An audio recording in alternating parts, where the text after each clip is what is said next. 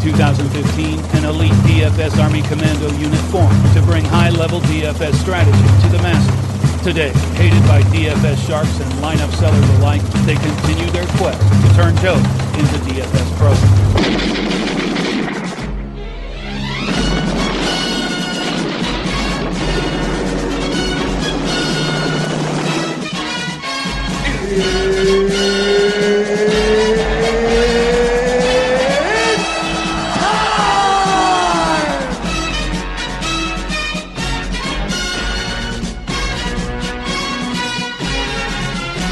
What's up, everybody? Another single game breakdown for DFS Army VIPs. And tonight we've got the Eagles taking on the Redskins in a divisional matchup. Kind of an ugly one.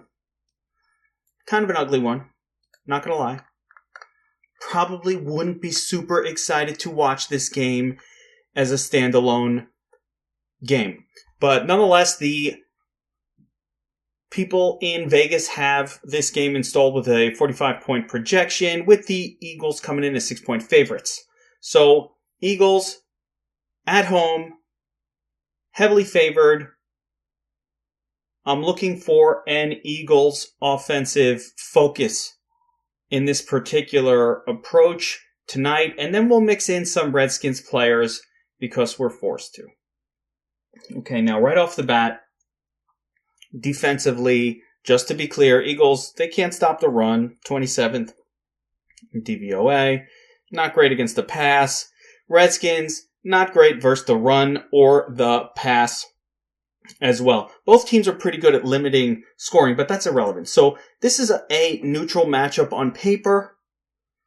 That's the first thing. So what I like to do first is take a look at the projections. Every time, because the first thing we want to do is figure out who our MVPs are going to be. And if you look at the total raw projections, let me just go sort by projected points so we get a pretty clear picture here. And it is, I guess, unsurprising. Wentz, far and away, easily the highest projected player on the slate. He is our number one MVP candidate by far. Colt McCoy, second overall. And I just want to see what McCoy has done as the starter, just to get an idea if there's any legs here. A little bit. Had a pretty decent game. I mean, I think McCoy is actually probably better than Alex Smith. Smith was terrible as the quarterback from a scoring point of view. McCoy will run a couple of times. In both games that he's played, he's had 5 rushing attempts, so he's not afraid to tuck and run, which is nice. He is known as a noodle arm.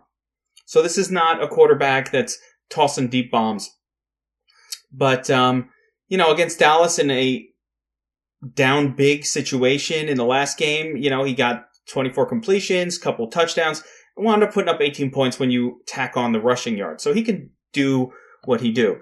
Wentz is coming off a couple of terrible games where he, 13 points against the Giants, 3 points unbelievably against the Saints. But before that, he had been a fairly steady quarterback, putting up between 18 to 25 points every week. So that's sort of the expectation here.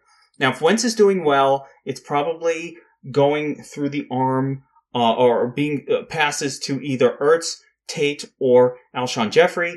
Ertz right now is the de facto number one wide receiver for this team.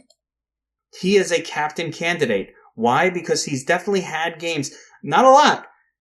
We don't want to go crazy. If you look at his returns, he had a 33-point game this season, couple of 18s, and then, 12s, 13s, 15s. So Ertz can get there, but he's only really outscored Wentz one time this season. Just once. So temper expectations there.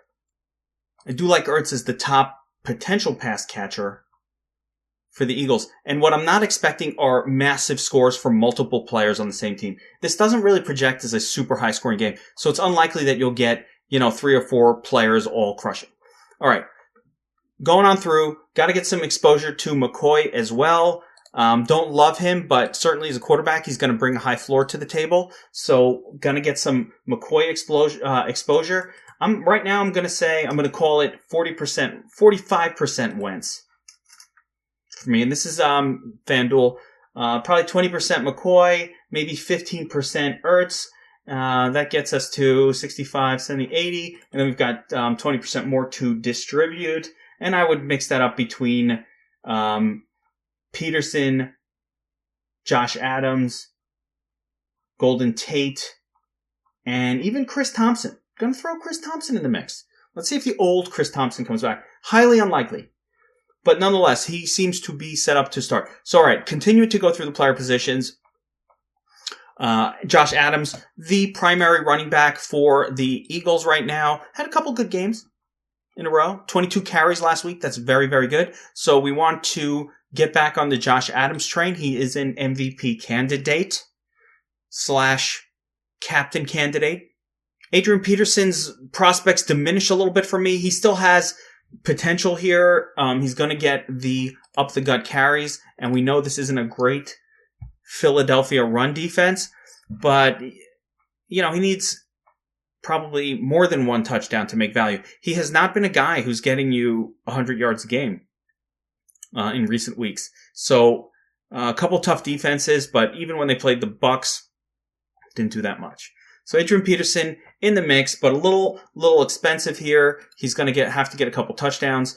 Going down just the salary list, Jordan Reed, not much ceiling here, but he gets a ton of targets. Jordan Reed is the guy that I'm going to probably want to get, especially maybe on DraftKings with a PPR. But in general, I think he's the best pass-catching option for the Redskins. There are a bunch of turds we can talk about too. But another note, Alshon Jeffrey's kind of taken a back seat to Golden Tate since Golden Tate arrived. He literally, since Tate has arrived on this team, has been just diminished target numbers. That doesn't mean that can't increase, but we want to. He's not a 50%er anymore. You don't want that much exposure to an Alshon Jeffrey and his returns. And I'm just going to spit off a couple of numbers for you here, but over the last 7 weeks, he's got a 5, a 23, an 18, a 5, a 7, a 5, a 5. That, he 8 weeks, 3 good games, 5 bad games. So he's got about a 35% chance, 40% chance of having a good game. And most of those good games were a while ago. Since Tate has arrived, he has had no games with more than 4 receptions. So let's temper expectations here. Don't go crazy on this guy. Not that much Alshon, right? Moving down the list, and I'm just going by salary. Golden Tate, slightly better option. Getting more targets lately. They're trying to actively get him involved. Doesn't mean that will continue here. So I'm saying go either way. But since he's come to the team, 12 targets, 4, 8, and 8. 8 the last 2 weeks. Still not doing a whole lot with them. But of course, Wentz has done shit the last few weeks. So it's hard to compare. Josh Doxson. 10 targets last week, 7 targets the week before. Colt McCoy seems to like to throw to Doxson. So let's get some Doxson exposure in our mix. I don't think he's an MVP candidate, but if you wanted to throw 5% on this guy, that might not be a bad idea. He will be very low owned in the MVP / captain spot, and all those targets are great. Both kickers in play. Gonna favor Elliott, but both of them are in play in this type of a game. All right, so let's talk about some turds. Trey Quinn getting plenty of targets for the Redskins. The last couple of weeks since McCoy took over, he's worth a look. It does not look like Jamison Crowder's going to play. He's questionable, though, so we don't know. Jay Crowder could come back, potentially. Couple other players of note. Start to get into the turd section. Number 1, Chris Thompson. Looks like he's coming back for the Redskins here. He's been sort of hurt a lot this season. Tough to trust. But you got to get a little bit of exposure, but tough to trust. He's $8K on FanDuel, good price. He's the pass-catching back, so he's got big playability. Tough to trust. Technically, if the Eagles are leading in this game or put on more points, it would favor Chris Thompson's role. Again, the health is the issue. We don't know if he's fully back. So I don't want to go too crazy, but his salary is really, really favorable here. Corey Clement. Corey Clement has been the forgotten man since the emergence of Allen, but since the emergence of Adams. But Clement still is involved, and he's a decent turd at 7,500 to throw in your lineups. We're going to talk about a few of these guys. Dallas Goedert.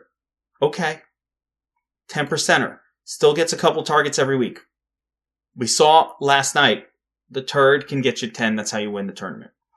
Vernon Davis and Wendy Smalls, similar situation. Davis continues to get targets. He seems to get good targets. He put up 14 points last week. So we got to get some Davis exposure when we're making 150. Wendy Smalls, not as excited by at all. It looks like I think Clement and Adams are the primary. Wendy Smalls, much as I love the name, not so sure. Jordan Matthews is a guy whose role is diminished, barely turd-worthy. Mo Harris is the other wide receiver that gets targets for the Redskins. So you've got Mo Harris, Trey Quinn, Josh Doxson. Those are the three to pay attention to.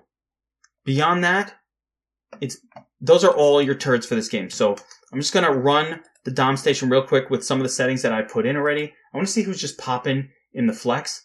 And you're seeing if you don't adjust anything, it's just going to go crazy on, because some of these guys are like relatively underpriced. It's going to go crazy on McCoy, Alshon Jeffrey in the flex. Chris Thompson, you're going to get a lot of him. So you're going to have to control that. It'll have almost 100% exposure to Wentz. Got to control some of that. Work this mix. Set max exposure limits. Don't overload on any one turd in this game. And remember, the expectation here is a low-scoring game, which means it's unlikely that multiple players from the same team are all going to smash. You know, I would have a hard time believing that Tate and Alshon Jeffrey and Ertz, or two out of three of those pass catchers, or all three of them, for example, could put up decent games. Best case scenario is 2 out of 3. But the other thing is, when you have a low-scoring overall game, that kind of means that throwing like a super punt turd in there and getting a few studs, it doesn't automatically help, but we'll figure it out. All right, so just a quick glance on DraftKings. And there's a few like pay down options, I would say, at captain. You know, I might go as low as somebody like a Josh Adams or a Golden Tate, who's, I think, underpriced. Even Josh Doxson to a certain extent, or Trey Quinn. But let's say the most kind of clean one here is Golden Tate, because he's not too expensive. You get some Josh Doxson going. Give me the Eagles kicker. Eagles defense, I think, is in play as well. But I'll go Jake the Snake here. And then you could start to fit the studs in your lineup. I like Jordan Reed. I think he's going to be a PPR guy. Then you get me some Ertz. Want to get Wentz in there. You know, so this is the technique. This is what the build is going to look like. I can actually do a lineup with Golden Tate at captain and then Trey Quinn, Elliott, Reed, Ertz, and Wentz. Or I can switch Reed for Josh Adams. And that's a pretty nice Eagles onslaught lineup right there. So, FanDuel, DraftKings, not the most exciting game from a watching perspective. I don't enjoy Redskins games. What the Redskins try to do is slow the game down with their running game and their little dink and dunk thing that they do and not give too many opportunities. And the Eagles kind of do something like that too. So, going to be interesting to see how this goes. Again, Ertz, top position player. Josh Adams, solid. Of course, Wentz. And don't be afraid to roster Colt McCoy. All right, let's get it, guys. Did we have a winner last night? I feel like we did. Let's get another one.